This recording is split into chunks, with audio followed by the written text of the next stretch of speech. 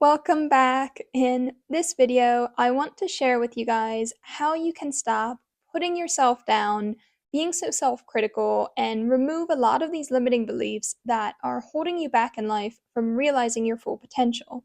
Now, the first thing is you want to recognize where you judge and hold yourself back.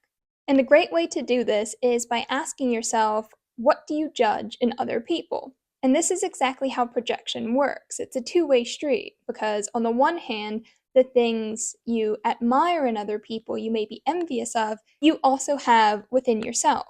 However, the things that you judge in other people, the things you condemn them for, you also have within yourself. You can try asking yourself, do you judge other people for being weak, for being emotional, for being lazy, for being authentic? What kind of things really trigger you in other people? Because a lot of the time you can trace that right back to yourself. And I can tell you, I really used to struggle in my relationship with myself, and I did not like myself very much. But what happened is I became very critical of others, and especially people who were living very authentically and showing that.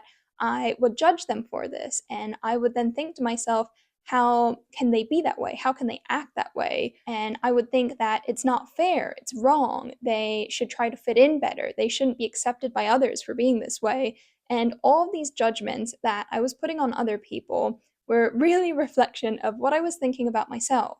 Because deep down, it really is a feeling of envy. If I really thought about it, it had nothing to do with them. It wasn't about them, because these were the very things that I would be saying to myself. And then seeing this in other people, seeing other people do these things that I don't allow myself to do was triggering because it challenges this belief system that is holding these parts of yourself down that maybe wanted to be expressed. And this is the same as when judging other people for being authentic, because for some reason I had developed limiting beliefs in myself that did not allow me to express these things. They told me I couldn't do this because of XYZ, and then seeing other people do the thing that I desire, of course it feels unfair. Because then I have to ask myself, well, why do they get to do this thing but I don't?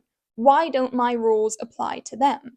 And what often happens at this point is all these stories that you give yourself as excuses or justifications for not expressing certain parts of yourself, for suppressing them, come from your ego, right? And in order to keep up this story, in order to maintain the status quo within your mind, you then start to resent other people.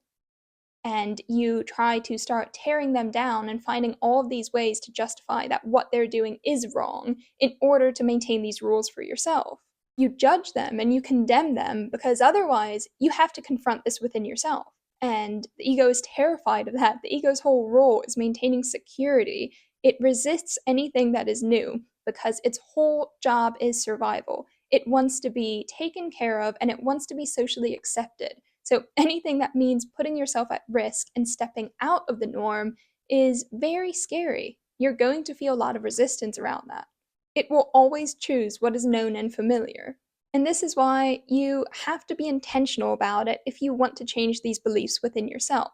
All of this whole thought process I just explained, usually happens unconsciously. And that's why it's so important to sit down and study yourself and find out what is in your subconscious. Less than 10% of your mental processes are conscious. The other 90% are subconscious and unconscious. Therefore, most people have the power to achieve 10 times as much as they ever can, because you have to understand that the subconscious is like power without direction. It always follows the conscious mind, which impresses the subconscious with fears and limitations, because this is the whole role of the ego. Remember, it is survival, so of course you limit yourself, you restrict yourself, and then based on all of these thoughts and beliefs, your subconscious goes and carries it all out.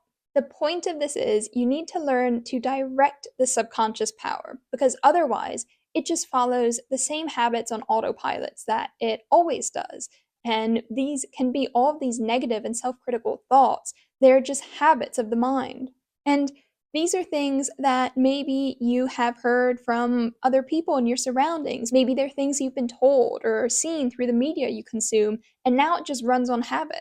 This is where all of your energy is going, and it continuously shapes you every second of the day. And then when you judge yourself, you're just taking this energy based on all of these thoughts you've collected externally, and you're turning it towards yourself and using it for destruction. Why would you self destruct? Nobody actually wants to self destruct. Even if they think they do, they're just lost. They don't have direction. They don't believe that they're actually capable. But all that power, it sits and lives inside every one of us. The mind is like a muscle. You can think of it like this. If you have a person who is very observant, maybe this is a skill that they use in their job every day. So their mind learns to become very observant. And then naturally, the more they do this, they start to notice every little detail in situations they're in that another person, say, might not. And this is only because they've developed this muscle of their mind a bit stronger. And you can develop your mind in this way. You can develop your mind to be more observant, to think more critically, to have more faith and trust in yourself. But this doesn't happen automatically. It requires intentional effort and a lot of time and practice. But if you don't use it, if you don't consciously use your mind to develop it in the way you want, then it will just wither away. It becomes this empty echo chamber of all of these external things that you've picked up and collected, such as negativity, limiting beliefs, or insecurities that you've picked up from others. You have to take control of your mind. You discipline your mind by deciding what it is you want, who you want to be, and then putting in the work to shape it in that way. It's just like if you have a fitness goal, you then have to pick out exercises to do, put in the work, and do these things consistently. If you want to stop being so self critical, then you have to realize that this is all contained inside of you. You want to ask yourself, where do you judge yourself? Because this is where you're holding yourself back in life. And this is where 90% of that subconscious energy, while not all of it, a lot of it is going in order to build yourself your own mental prison. Instead of that, you want to intentionally decide what kind of person you want to be and then develop your mind in this image.